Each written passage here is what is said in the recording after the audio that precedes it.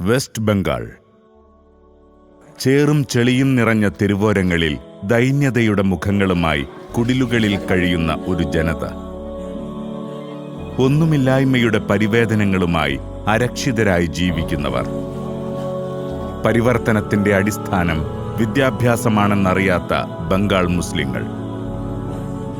പ്രതാപങ്ങൾ ഉറങ്ങുന്ന വെസ്റ്റ് ബംഗാൾ ഗ്രാമങ്ങളിൽ അറിവ് നിഷേധിക്കപ്പെട്ട് തെരുവിലലയുന്ന ജനതയ്ക്ക് ജ്ഞാനത്തിന്റെ തണൽ വിരിക്കുകയാണ് 2012 സ്ഥാപിതമായ ബംഗാൾ ഓഫ് ക്യാമ്പസ്. 448 വിദ്യാർത്ഥികൾ, 17 പൂർവ്വ വിദ്യാർത്ഥികൾ. സ്ത്രീ വിദ്യാഭ്യാസ രംഗത്ത് ദാറുൽ ഹുദ വനിതാ കോളേജ്, ദാറുൽ ഫൗസ് ഇംഗ്ലീഷ് മീഡിയം സ്കൂൾ, ഹാദിയ മക്തബുകൾ, ഖുർആൻ ലിറ്ററസി മിഷൻ, ബിദായ സെന്ററുകൾ ഇന്ന് ഈ ഗ്രാമങ്ങളിൽ പ്രവർത്തിക്കുന്നു. കാലിഫോർണിയയിലെ സെയ്തൂന കോളേജിൽ ബിരുദ പഠനം തുടങ്ങി ഉന്നതമായ നേട്ടങ്ങളും ബംഗാൾ ക്യാമ്പസിലെ വിദ്യാർത്ഥികൾ കരസ്ഥമാക്കിയിട്ടുണ്ട്. പൈതൃകത്തിന്റെ ബംഗാളിൽ ഇന്ന് മുസ്ലിം ജീവിതം നിസ്സഹായതയുടെ നീർച്ചുഴിയിലാണ്.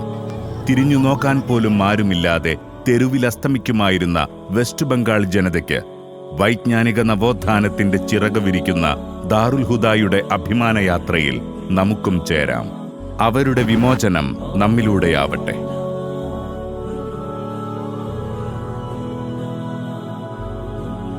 ഹംസഫർ ദാറുൽ ഹുദ ധനസമാഹരണ ക്യാമ്പയിൻ.